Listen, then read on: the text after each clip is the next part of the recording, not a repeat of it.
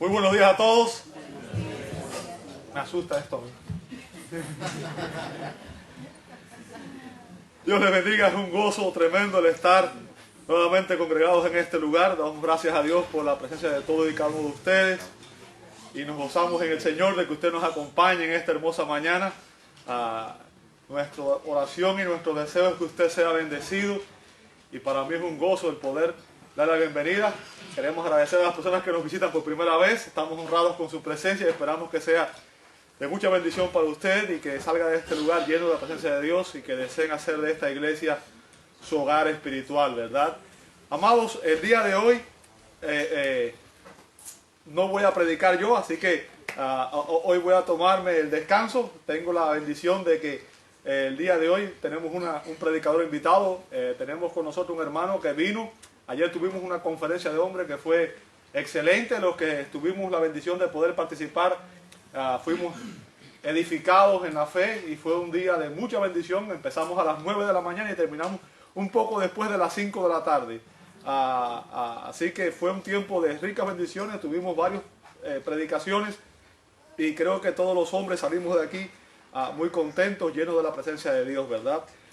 Tenemos con nosotros, como digo, un hermano que es el que va a traer la palabra el día de hoy. Su nombre es Emmanuel Alfonso. Él está casado con la señora Karina Sanabria y tienen 3 hijos en común. Actualmente se desempeña como un pastor bivocacional en la iglesia Vida Abundante en Bajío, en Guanajuato, México. Ya hablé hasta medio inglés ahí, medio chamuqueado. Ya no sé ni lo que estoy diciendo. México. Y para mí es un honor el darle la oportunidad en este día y espero que ustedes sean edificados a través del mensaje que el hermano va a traer el día de hoy. Le invito a que él pase al frente y le doy las gracias por darnos esta oportunidad.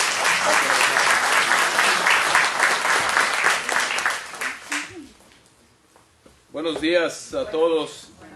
Algunos ya tuve la oportunidad de conocerlos el día de ayer. A otros he saludado el día de hoy. Reciban un cordial saludo, lo digo nuevamente, de parte de la iglesia allá en Moroleón y Uriangato, Guanajuato. El día que quieran, allá tienen su casa. Nada más no vayan todos juntos porque no tengo suficiente espacio, pero con gusto de uno por uno los podemos recibir allá. Es un honor y un privilegio estar aquí con ustedes el día de hoy para que exploremos juntos la porción de la palabra de Dios que corresponde el día de hoy. Vamos a ir a nuestras Biblias a Romanos capítulo 3, versículos 9 al versículo 20. Romanos capítulo 3 del versículo 9 al versículo 20. Y fue un poco difícil para mí. Estuve orando y pidiéndole al Señor que me mostrara que sería bueno predicar en esta iglesia. Y este mensaje, yo hablé con el pastor Gabriel y le platicaba que es un mensaje que en lo personal me ha bendecido mucho y bendijo mucho a mi iglesia. Yo sé que ustedes están en un paréntesis, pero han estado explorando la carta a los romanos también como iglesia. Y sé que este pasaje lo han estudiado anteriormente, pero quisiera que consideráramos algunas cosas y compartir con ustedes lo que el Señor nos ha enseñado a nosotros a través de este bello pasaje. La carta a los romanos tiene un propósito. Uno de sus propósitos del apóstol Pablo era unificar a la iglesia en la doctrina, unificar a la iglesia en la verdad, unificar a la iglesia en el evangelio. La iglesia de Roma estaba conformada por diferentes tipos de personas. Había gente romana que escuchó y creyó el evangelio, gentiles que creyeron el evangelio, y también había judíos que habían terminado en Roma por diferentes circunstancias viviendo allá, pero que habían creído en Jesucristo también. Y había algunas diferencias, como lo había en todas las iglesias y como lo sigue habiendo en nuestras iglesias hasta el día de hoy. Pablo hace alusión a lo más importante para él en los versículos 16 y 17 del capítulo 1.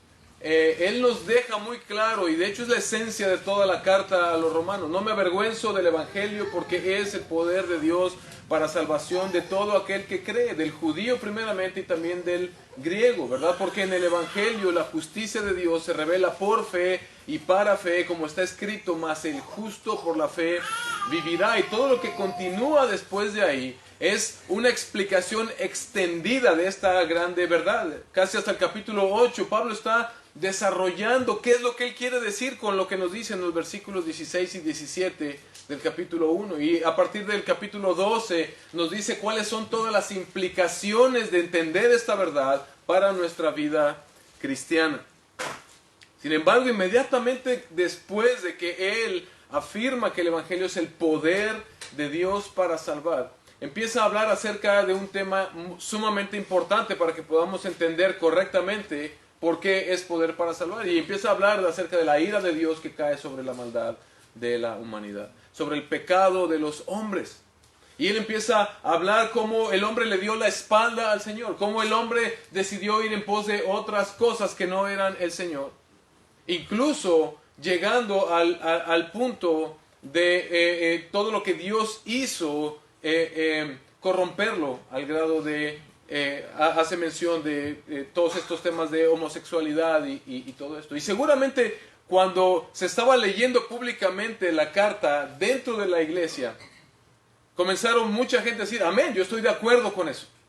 Estoy de acuerdo con el juicio de Dios que viene contra todos estos impíos. Pero ni bien sucede esto, Pablo en el capítulo 2, al principio, hace una pausa y de repente voltea su argumento y nos dice, hey, pero todos aquellos que están juzgando pecaminosamente a otros, aquellos que están ejerciendo un juicio de salvación contra otros, el cual solamente le pertenece al Señor, también déjame decirte, tú también vas a ser juzgado. Y ni bien, yo me imagino que para ese momento los amenes en esa iglesia se redujeron. Pero ni bien sucedió eso. Después Pablo sigue hablando y sigue argumentando y dice, hey, pero no se me emocionen porque todos vamos a ser juzgados, incluso aquellos que piensan que por su filiación o por haber sido escogidos simplemente por el Señor, como el pueblo del Señor, van a pasar por alto este día del juicio de Dios. Y les dice, no olviden que Dios no hace acepción de personas. Y cómo nos gusta usar este texto, ¿verdad? Muchas veces para decir, bueno, es que Dios no discrimina a nadie, pero el contexto nos está diciendo que lo está diciendo en un sentido de juicio. Dios no hará acepción de ninguna persona el día del juicio, es decir, nos va a juzgar a todos. Y los amenes se hicieron cada vez menos. Y después continúa diciendo, pero aquellos que todavía dijeron amén, recuerden, no se les olvide que no son los oidores de la palabra de Dios, no son aquellos apasionados simplemente por una doctrina o porque les está gustando lo que están diciendo, porque no faltan los domingos. Dice, ustedes también serán juzgados porque no son los oidores, sino los hacedores, los justos delante del Señor, los hacedores de la palabra, de la ley. Wow, esto es duro. Y dices, oye, ¿por qué este mexicano viajó desde allá para venir a darnos duro? No, yo no estoy citando este texto porque es algo que Dios ha estado hablando a mi vida en este último tiempo. Y es una verdad bella, hermanos. Después de que Pablo argumenta todo esto en contra de, no en contra, pero haciéndonos ver o haciéndonos caer en la realidad de nuestra condición, él continúa diciendo o argumentando en este sentido acerca del juicio de Dios. Y este pasaje que vamos a ver hoy es como la cúspide, ¿no? Nosotros predicamos en nuestra iglesia durante 6 semanas todo esto que yo les acabo de resumir ahora. Y fue difícil. Los hermanos estaban como, es juicio y juicio y juicio. Hermanos, ya no vamos a volver la iglesia del juicio o qué va a suceder. Pero verdaderamente cuán necesario es para nosotros como creyentes entender estas verdades. Y esto nos lleva a la verdad que vamos a analizar el día de hoy.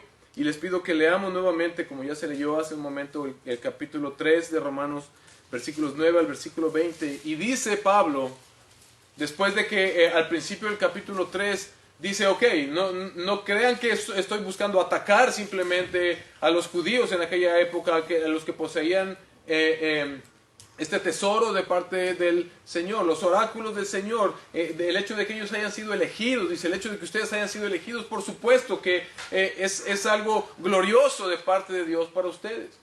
Dice, pero no es algo en lo que tú te puedas amparar, no es tú el hecho de haber sido elegido tú por el Señor, algo que deba hacerte considerar o pensar que tú vas a saltar el juicio de Dios o que el juicio de Dios te va a saltar a ti. De hecho, dice Pablo, todos vamos a ser juzgados en aquel día.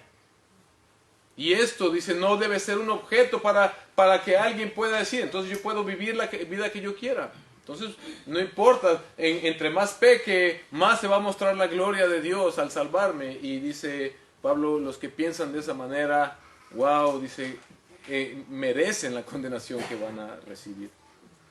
Y el resumen o el pináculo de lo que Pablo viene diciendo está en el pasaje de capítulo 3, versículo 9 al 20. Entonces, ¿qué? ¿Somos nosotros mejores que ellos? De ninguna manera. Porque ya hemos denunciado que tanto judíos como griegos todos están bajo pecado. Como está escrito, no hay justo ni aún uno. No hay quien entienda. No hay quien busque a Dios. Todos se han desviado. A una se hicieron inútiles. No hay quien haga lo bueno. No hay ni siquiera uno. Sepulcro abierto es su garganta. Engañan de continuo con su lengua. Veneno de serpientes hay bajo sus labios. Llena está su boca de maldición y amargura. Sus pies son veloces para derramar sangre. Destrucción y miseria hay en sus caminos. La senda de paz no han conocido. No hay temor de Dios delante de sus ojos. Ahora bien, sabemos que cuanto dice la ley, lo dice a los que están bajo la ley, para que toda boca se calle y todo el mundo sea hecho responsable ante Dios. Porque por las obras de la ley ningún ser humano será justificado delante de él, pues por medio de la ley viene el conocimiento del pecado. Acompáñame a orar, por favor. Señor, bendecimos tu nombre esta mañana, Dios, por quién eres tú. Gracias, bendito Señor, porque podemos reunirnos hoy en torno a ti, a tu palabra. Gracias porque podemos venir hoy con el único objetivo de glorificar tu nombre con todo lo que hacemos en esta iglesia, Señor. Dios, yo te ruego que en este momento tú utilices, Padre eterno, tu preciosa palabra para lo que el propósito que tú tienes para cada uno de nosotros. Señor, yo te ruego que uses mis labios, mi boca, y que yo someto, Señor, mis pensamientos, Señor, a ti, Padre eterno, y permite que solamente sea tu Espíritu Santo hablando. Yo no puedo hacer nada, Señor. Yo no puedo convencer de pecado, de justicia y de juicio a nadie, pero tu Espíritu Santo es precisamente la obra que puede hacer. Ayúdame a mí a exponer el texto. Ayuda a mis hermanos a escuchar el texto, Padre.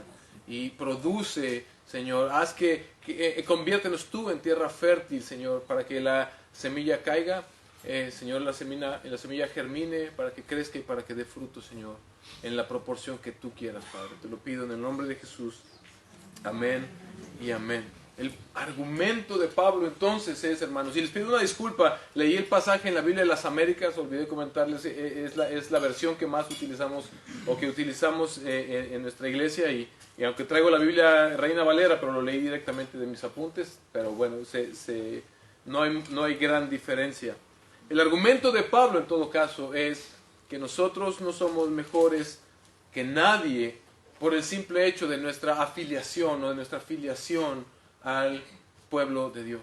Usted y yo sabemos que ahora pertenecemos a la iglesia de Cristo. En el Antiguo Testamento era el pueblo de Dios, y vemos que Cristo vino a conformar su iglesia, la iglesia para el Señor. Y Pablo está haciendo la pregunta, entonces, ¿qué? ¿Somos nosotros los judíos, decía, mejores que alguien? ¿Tenemos alguna ventaja sobre alguien?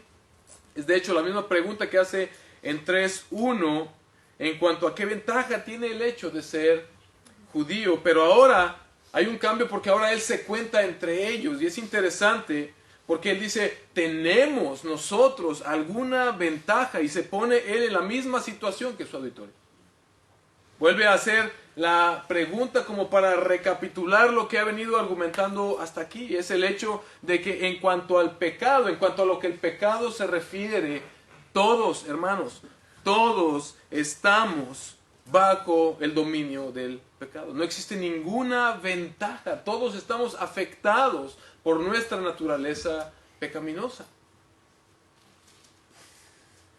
Parafraseando un poco lo que, o argumentando un poco acerca de lo que dice Pablo, en nuestra época es muy común, y hay una religión que se está levantando en todo el mundo, que por cierto está conformada por muchas otras religiones, y es la religión del hombre bueno.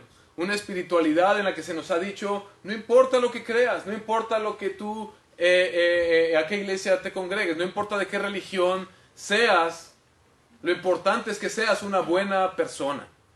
Delante de Dios lo único que necesitas es ser bueno. Y parafraseando lo que decía C.S. Lewis en su libro Las cartas del diablo a su sobrino, de alguna manera el diablo mayor, Escrutópolo, escribe una carta a su sobrino Orugario y le dice, aquí te van unos cuantos consejos para que tú puedas tentar bien a tu paciente, y le dice, una de las armas más poderosas que tú puedes utilizar es hacerle creer a tu paciente que lo único que necesita es ser una buena persona y nada más. Incluso dentro de tu religión, incluso dentro de tu fe, incluso dentro de la iglesia cristiana de nuestros días, el hombre dentro de su naturaleza pecaminosa siempre está buscando una manera de poder salvarse a sí mismo sin tener que rendirse delante de Dios y del Evangelio. Aún dentro del cristianismo, usted y yo tenemos que aprender a identificar cómo muchas veces en nuestras vidas, en nuestra vida diaria, en nuestro caminar cristiano, es bien fácil resbalarnos hacia esta zona. Y sin que lo digamos, podemos estar teniendo este mismo pensamiento. Tan solo debo ser una buena persona. Es el tema favorito de esta nueva religión que les digo, que está en el mundo, pero que se va infiltrando poco a poco, incluso dentro del cristianismo. Pero ¿qué dice la Biblia al respecto?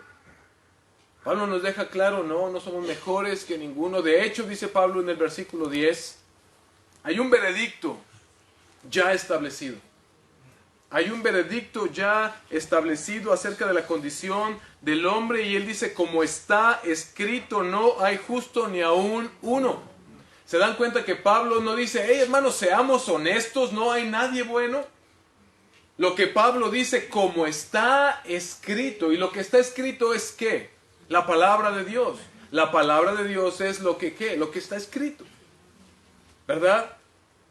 ¿Dónde está escrito? En las Sagradas Escrituras. Lo que Pablo está diciendo aquí es que sin importar lo que usted y yo podamos llegar a pensar, lo que el mundo pueda llegar a pensar y a proclamar, lo que Dios dice respecto de nosotros es que no hay ni uno solo justo sobre el planeta.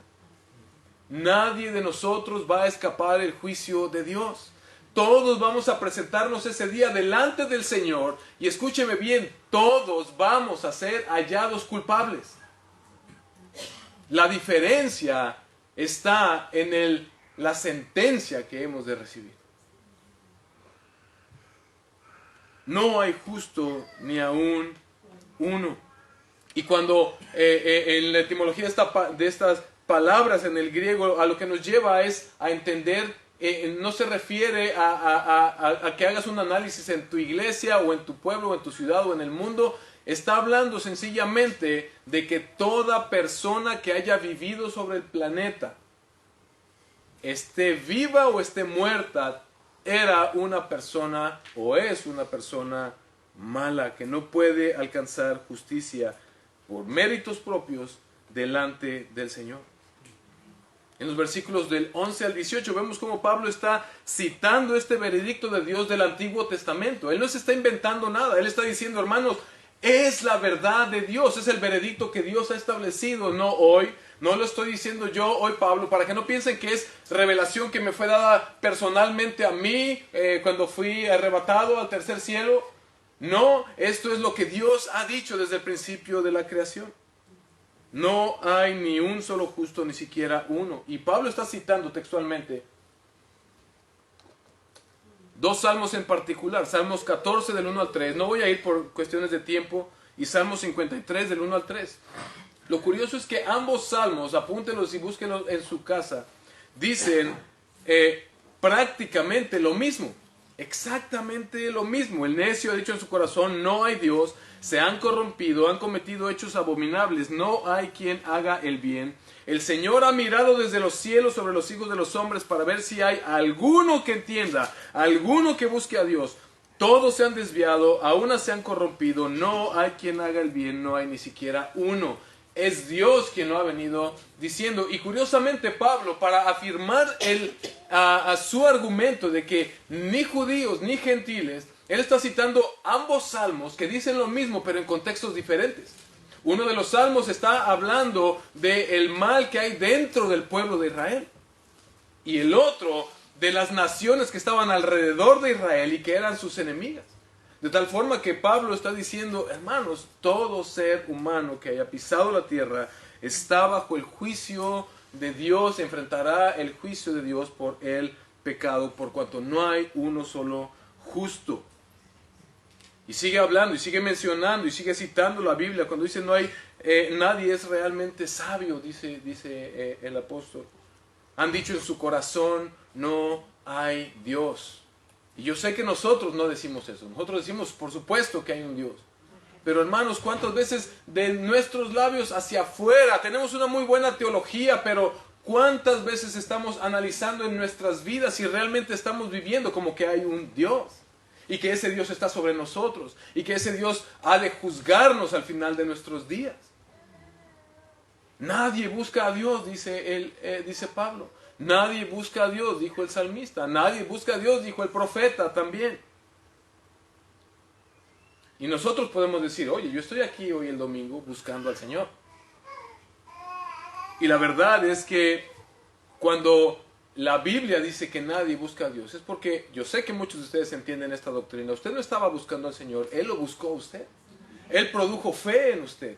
Pero si somos bien honestos, algunos pudiéramos decir, sí, es que hubo un momento en que yo me acerqué, yo fui y pregunté, yo sabía que algo más hacía falta, pero aun cuando hemos hecho esto, hermanos, si somos bien honestos, cuando por primera vez buscamos al Señor, no lo buscamos por quien Él es, lo buscamos por lo que podíamos recibir de Él. Lo buscamos porque Él era la fuente para solucionar algún problema grave en nuestras vidas. Lo buscamos porque era el único remedio que nos quedaba. A mí me pasó. Después de 30 años de pseudo-cristianismo.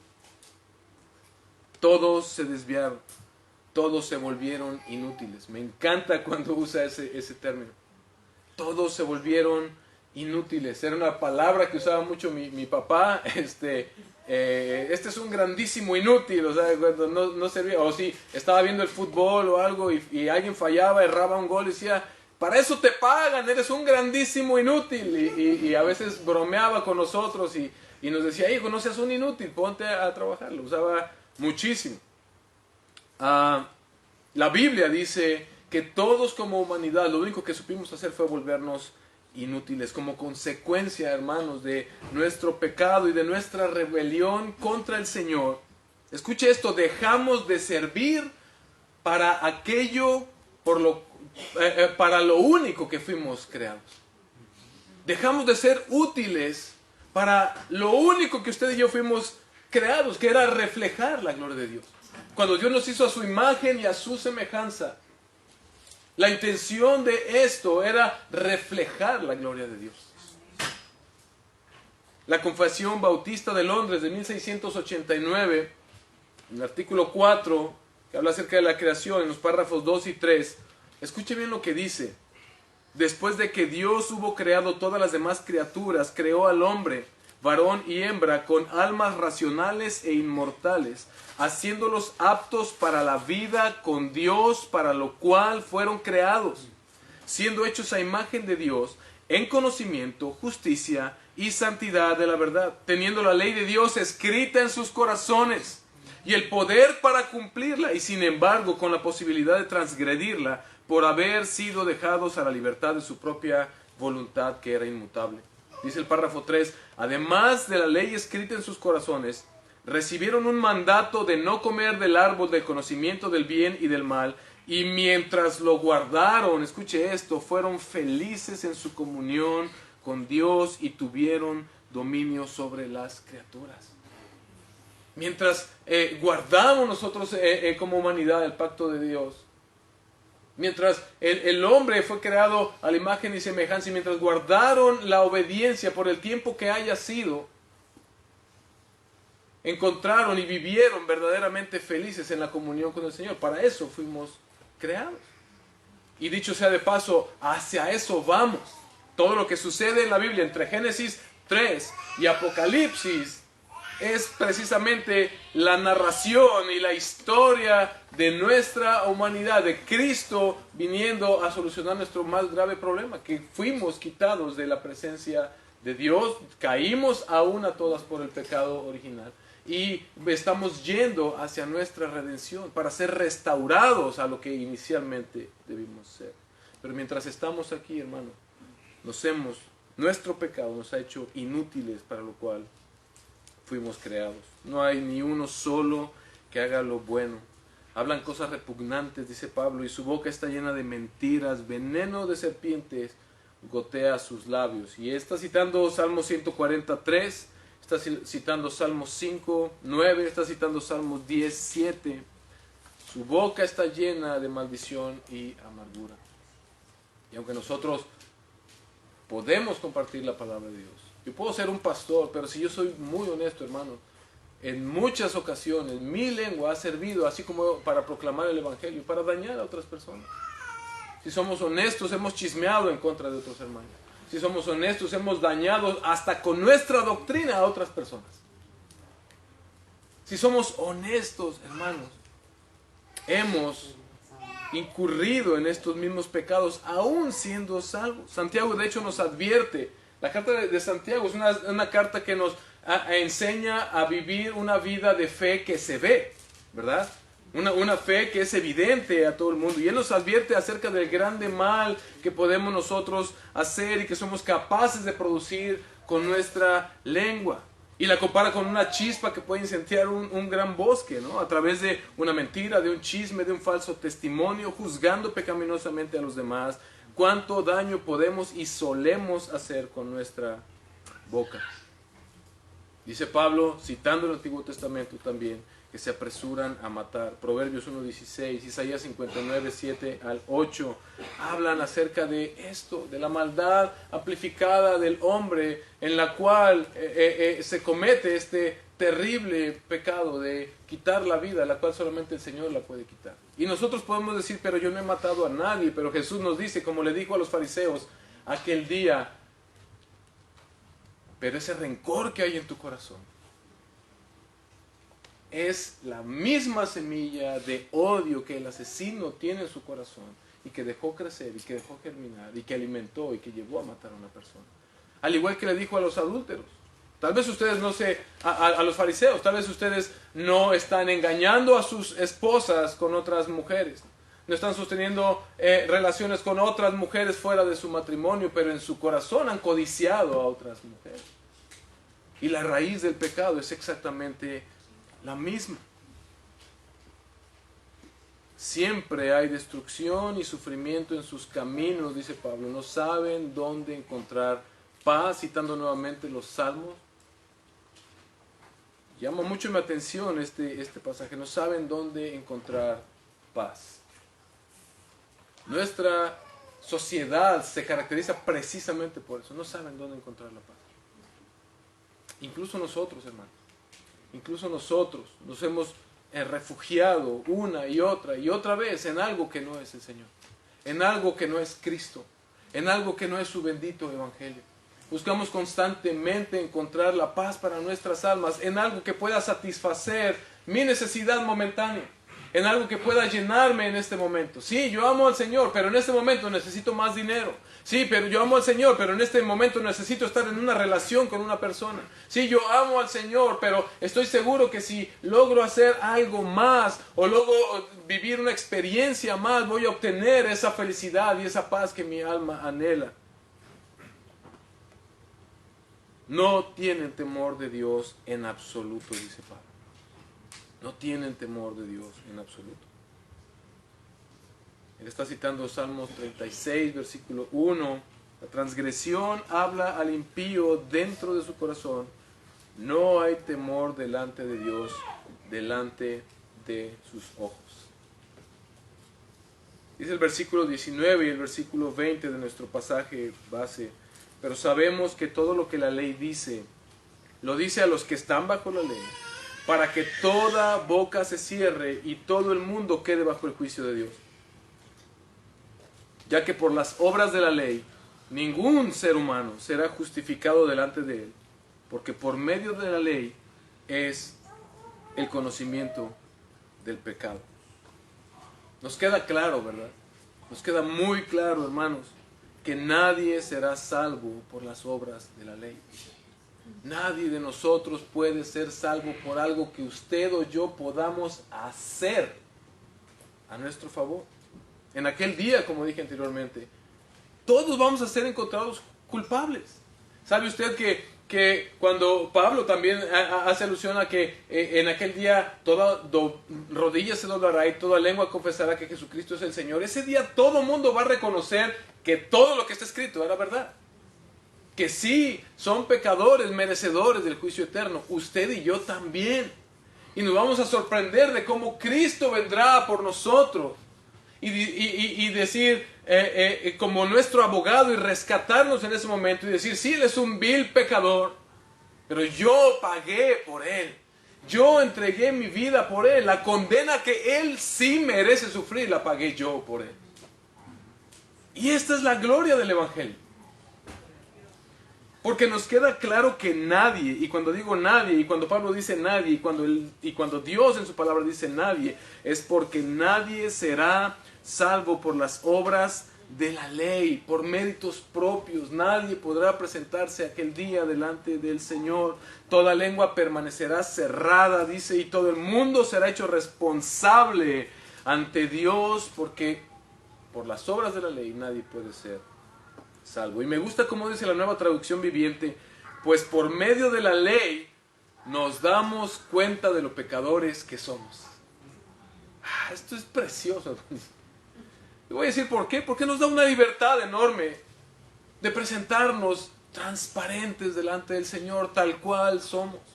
Hoy decía Benjamín cuando íbamos a tomar la Santa Cena, si hay alguien que esté en pecado, le invito a que se ponga cuentas del Señor. Y yo dije, ¿habrá alguien que no esté en pecado en esta iglesia? Obviamente se está refiriendo a un pecado grave o escandaloso o donde no hay un arrepentimiento genuino. Pero si somos muy estrictos, ¿quién no está bajo pecado? Usted y yo hemos pecado hoy la suficiente cantidad de veces como para ser destituidos de la gloria de Dios. Solamente hoy desde que nos levantamos.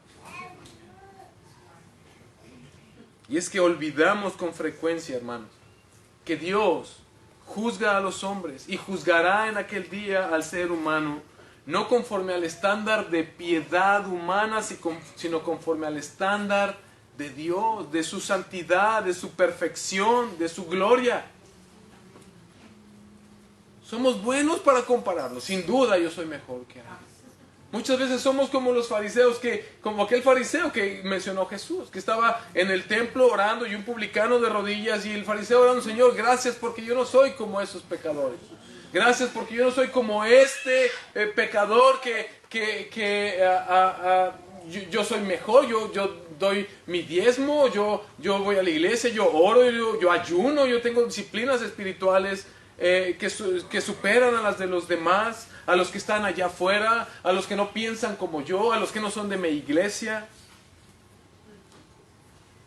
Pero se nos olvida que ese día no vas a ser comparado con tu compadre o con tu amigo o con tu primo.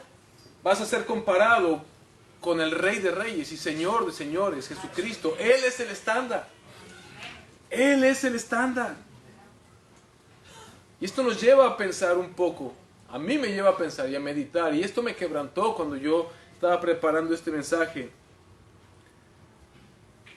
Si entonces no hay uno solo, bueno, justo, que pueda ganar delante de Dios su salvación,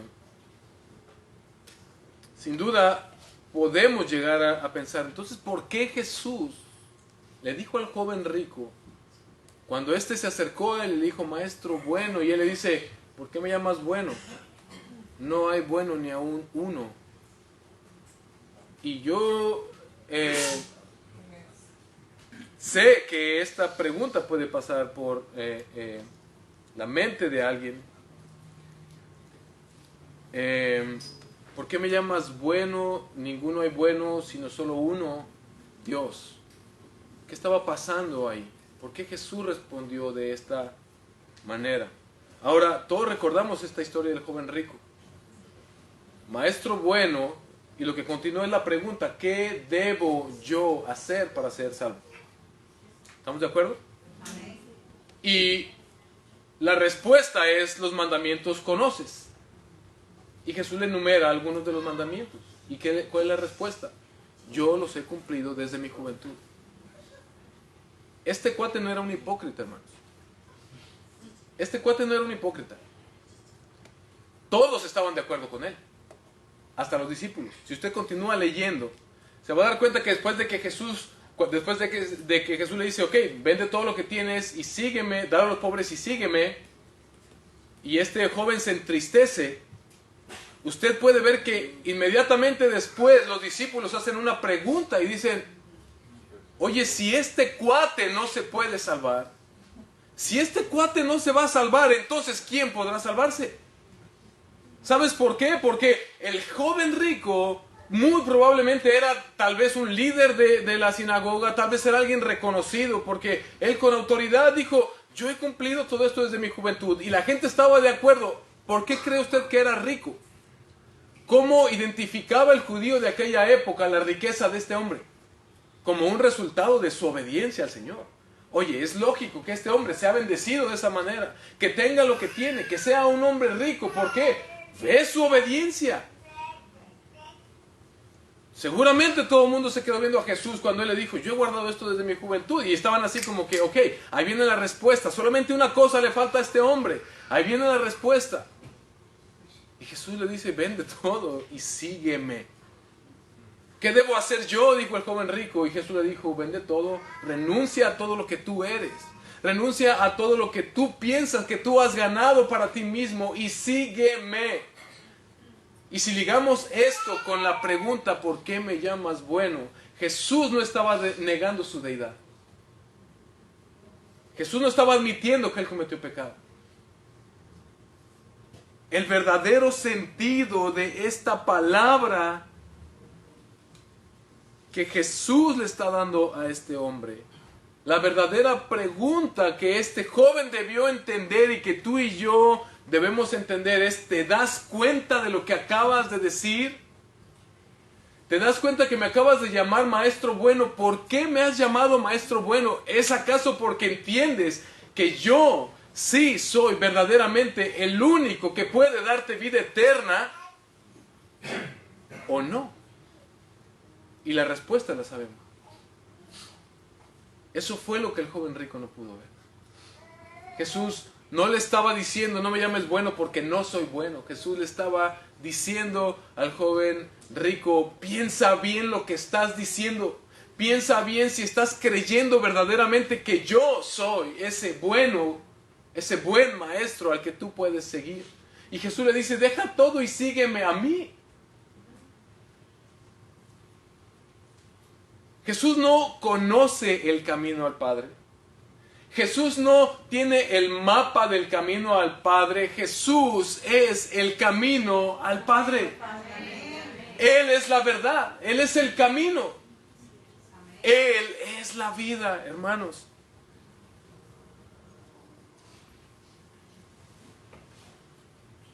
En Romanos 1:17, lo mencioné al principio, vemos claramente que la justicia de Dios que usted y yo necesitamos no es algo que usted y yo podamos ganar por nosotros mismos, sino que es algo que podemos obtener, como lo dice la palabra de Dios, por fe y para fe. Usted y yo no podemos ser salvos por nuestras obras. Usted y yo solamente podemos ser salvos por la obra de Jesucristo a favor nuestro. Y lo entendemos. Glorifico a Dios por el trabajo que el pastor Gabriel hace en este lugar. Honren a su pastor, es un hombre de Dios. Sé que Él les ha enseñado bien quién es Cristo. La pregunta, hermanos, es si como cuántas veces en nuestra vida estamos actuando tal vez como el joven rico. Y estamos endiosando, idolatrando tal vez aquello que el Señor nos dio. Cuando estamos valorando tal vez más aquello que hemos recibido de parte del Señor que al Señor de nuestra salvación. Este joven rico se entristeció porque fue llamado a dejar de lo que él dependía. Aquello en lo cual su confianza estaba puesta. Y en tu vida y en mi vida, hermanos, pueden ser diferentes circunstancias. Pueden ser diferentes personas. Puede ser incluso, y lo digo por mí, mi propia doctrina, mi iglesia saludable, lo que yo he llegado a hacer. Hoy platicaba con Benjamín en la mañana y le decía qué fácil es resbalarnos y llegar a pensar, mira lo que el Señor ha hecho por mí, seguramente algo bien estoy haciendo yo. No, mi hermano, es la gracia y la misericordia de nuestro Dios derramada sobre nosotros. Cristo Jesús es el único bueno, porque Él es Dios encarnado.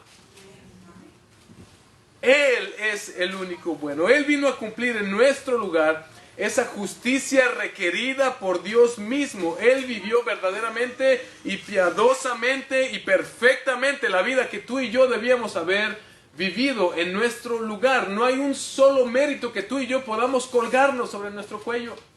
No hay una sola medalla que tú y yo podamos colgarnos sobre nuestro cuello. Y esta es una verdad liberadora, hermanos. Esta es una verdad unificadora. Pablo está buscando unificar a la iglesia de Roma a través del Evangelio. Nos coloca a todos en una sola situación. Pecadores, como decía el predicador, en las manos de un Dios airado. Y necesitados de un Salvador. Eso es lo que nos hace uno, hermanos. Eso es lo que nos hace uno como iglesia.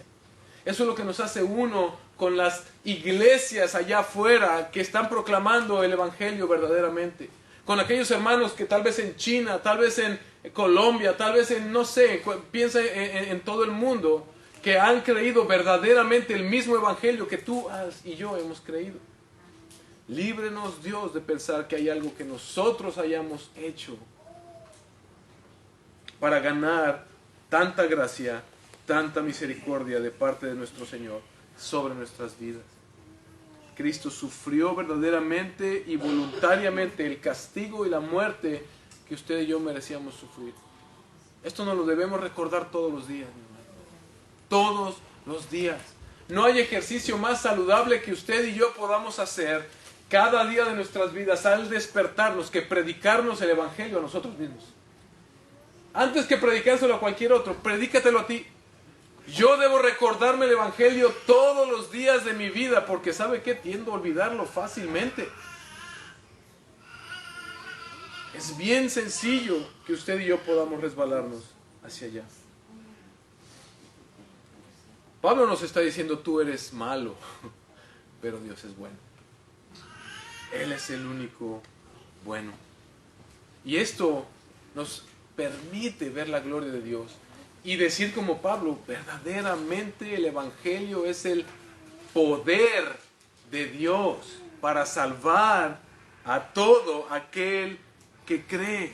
No porque sea algo que si tú sigues al pie de la letra puedes por tus méritos salvarte, sino porque, escucha esto, es Dios mismo activamente con su poder infinito obrando para salvar personas, librarlas del juicio y del castigo eterno. Por eso no nos avergonzamos del Evangelio y de predicarlo tal cual es y de anunciarle al mundo su grande necesidad de un Salvador, al igual que nosotros. Esta es la maravilla del Evangelio. Romanos 5:8 es uno de mis textos favoritos. Yo creo que está en el top 3 de mis textos favoritos. Porque Dios muestra su amor para con nosotros, hermanos, en que siendo aún pecadores, Cristo murió por nosotros. Esta es una verdad que debe gobernar nuestras vidas. Esta es una verdad que debe gobernar todo lo que hacemos. Esta es una verdad que debe gobernar nuestras mentes. Si tú estás en Cristo, escúchame, hermano y hermana, si tú estás ya en Cristo, esta doctrina debe traer a tu vida una humildad para reconocer tu verdadera condición y evitar el juicio pecaminoso hacia los demás. Un amor más grande por tu Señor, un amor más grande por tu Salvador, un asombro de decir, ¿Cómo es posible que siendo yo tan vil pecador, hoy tengo el privilegio de ser invitado a participar en tu mesa?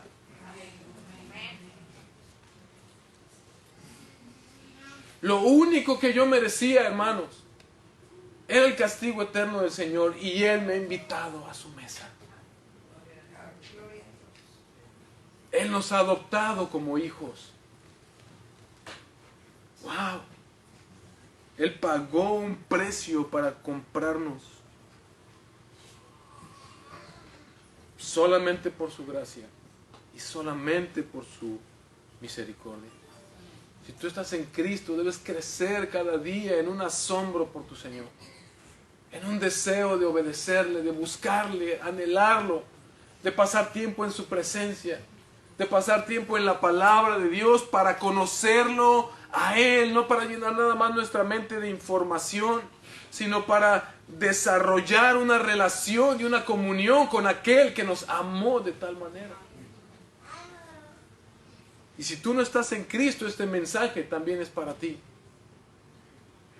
Tú no tienes ninguna razón, después de haber escuchado esto, para salir de acá sin entregar tu vida a aquel que te amó. Queremos decirte, si tú eres alguien que visita por primera vez o que no ha creído el Evangelio, no pienses que la iglesia es un lugar al que puedes venir a admirar hombres santos. Es un hospital en el cual estamos siendo regenerados y estamos siendo curados del cáncer que nos estaba matando, como te está matando a ti el pecado sobre nuestras vidas. Y Cristo vino a dar su vida por ti, para darte vida eterna si tú crees hoy en Él. Si has escuchado este mensaje y hoy el Señor está poniendo algo dentro de ti, algo te está moviendo a decir, yo tengo que hacer algo, ve delante del Señor y inclínate delante de Él, arrodíllate, humíllate delante de Él y entrégale tu vida al Señor. Ruégale que te salve, ruégale que te haga partícipe de esta salvación. La Biblia dice que si tú vas y llamas a la puerta, ahora que has entendido esta verdad, Él abrirá esa puerta para ti.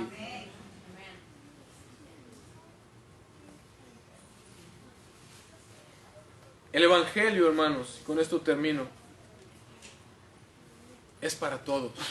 El Evangelio, y cuando digo que es para todos, todos están de acuerdo conmigo, que no lo vamos a negar a nadie, pero el Evangelio también es para ti y para mí, todos los días de nuestra vida. Amén. Recordar esta preciosa verdad, lo malos que somos, lo bueno que es nuestro Señor, y el gran poder que Él, con el cual Él intervino para salvarnos. Es la gloriosa verdad, es la verdad más gloriosa que tú y yo podemos abrazar. Aún siendo pecadores, Cristo murió por ti, Cristo murió por mí. Hoy lo cantamos, hoy lo celebramos en la cena del Señor. De esto se trata la iglesia. Es por su amor, es por su gracia, es por su misericordia. Oramos. Señor, glorificamos tu nombre por tu palabra, Señor. Glorificamos tu nombre por tu evangelio. Glorificamos tu nombre por lo que tú, Señor, hiciste en favor nuestro. Glorificamos tu nombre por lo que tú haces hoy por nosotros y lo que seguirás haciendo. Bendito Dios, yo te ruego que tú continúes el resto de esta semana y de este día, Señor, hablándonos, Espíritu Santo, a nuestro corazón y a nuestra mente, Padre eterno. Recordándonos cada día, Señor, los pecadores que somos, no para condenación, Señor, sino para que produzca en nosotros, Señor, un gozo, Señor, de saber que nuestro Rey vino y se hizo uno de nosotros y se humilló a sí mismo, tomando forma de siervo, viviendo la vida que nosotros debimos haber vivido y sufriendo la muerte que nosotros debimos haber sufrido, solamente por amor, solamente por gracia, solamente por misericordia. Padre, incrementa, como oraron los discípulos, aumenta nuestra fe en Cristo. Aumenta nuestra fe en esa verdad, Señor. Permítenos creerla de tal manera que vivamos todos y cada uno de nuestros días, cada minuto de nuestros días para la gloria de tu nombre, glorificándote a ti, Señor, por lo que tú has hecho por nosotros, Maestro bueno, que nos has salvado. Bendito sea tu nombre, Señor. Bendito sea tu nombre y bendita sea tu palabra. En el nombre de Jesús. Amén. Amén.